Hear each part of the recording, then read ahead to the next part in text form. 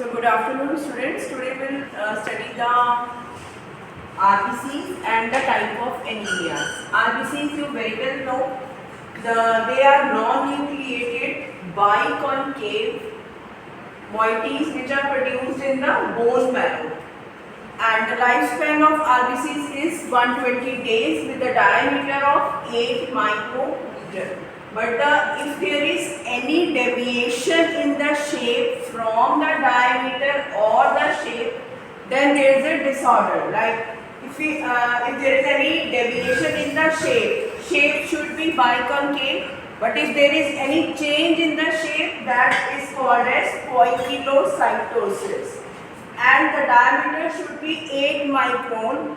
If there is any deviation from the 8 micron diameter, then it is called as anisocytosis. Now coming to the normal HB level, it should be around 13.5 to 17 gram per deciliter in males, and in females it is 12 to 15 gram per deciliter. Then coming to the various types of anemias. Anemias is, what is anemia? It's a disorder of RBC in which there is less production of hemoglobin in the bone marrow. So the oxygen carrying capacity of the hemoglobin decreases. What is the role of hemoglobin? It will carry the oxygen to the body through the blood for RBC production, for giving you the energy. But if there is less production of RBC, then you will be suffering the symptoms like difficulty in breathing, always fatigue, थके थके रहते हो, आपको oxygen production कम रहती है. This all is due to the low HB production in the body due to destruction of RBCs, or there is production of RBCs which is less in number than the required amount. So coming to the first disorder, first type of anemia, this is megaloblastic.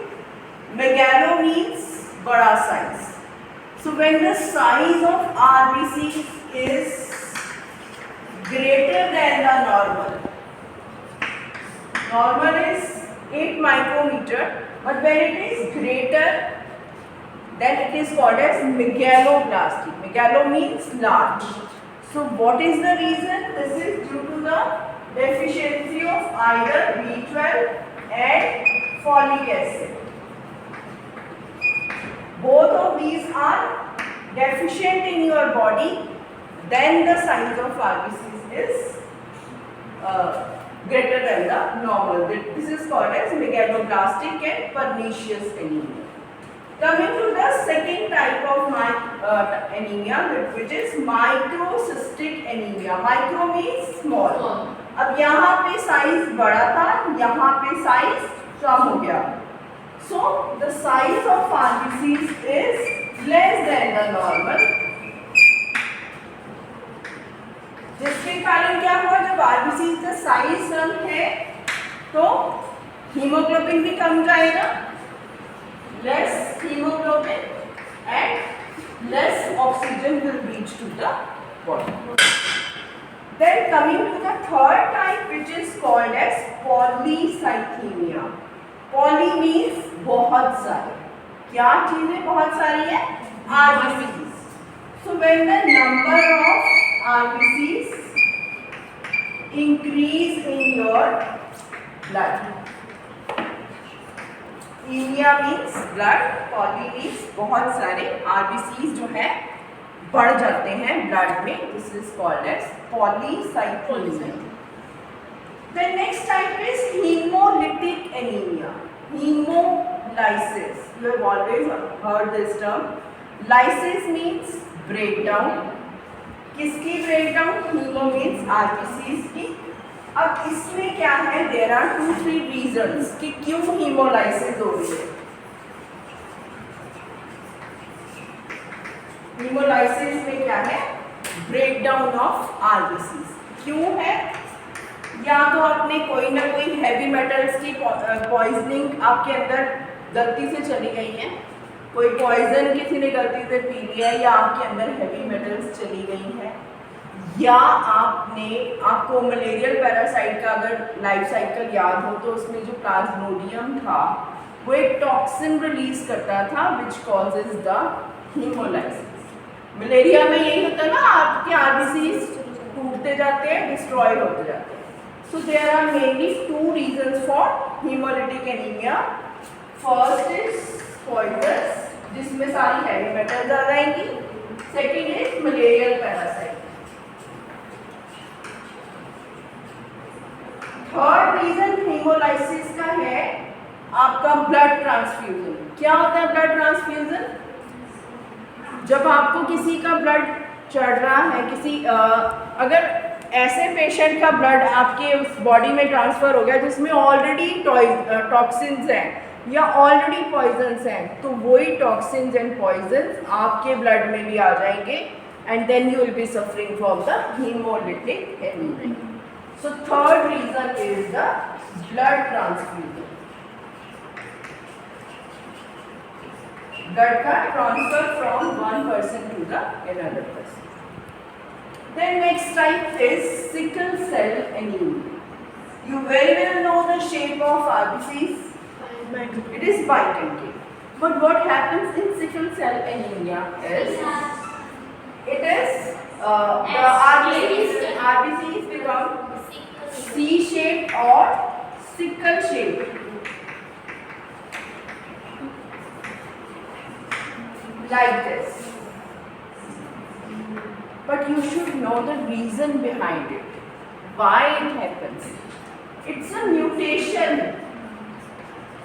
अब आपको पता है haemoglobin के आपने दो पढ़े थे, दो अल्फा।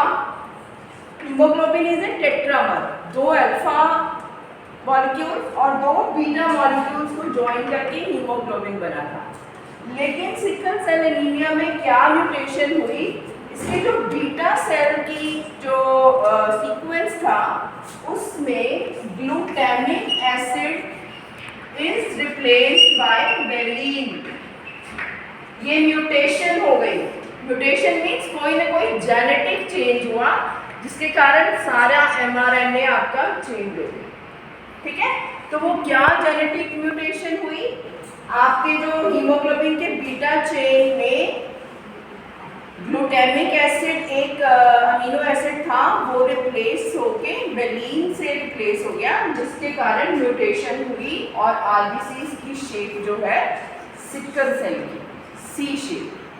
तो जब शेप ही चेंज हो जाएगी तो ऑक्सीजन कैरिंग कैपेसिटी भी कम हो जाएगी, वीकनेस, टायर्डनेस, ऑक्सीजन डेफिशिएंसी ज़्यादा है। Then coming to the aplastic anemia. What happens in aplastic anemia is, आपको अच्छे से पता है कि आपका बोन मैरो है जो वो आरबीसीज प्रोड्यूस करता है। मतलब bone marrow is the main site where all RBCs, डब्ल्यूबीसीज एंड प्लेटलेट्स आर फॉर्म्ड, इतना पता है।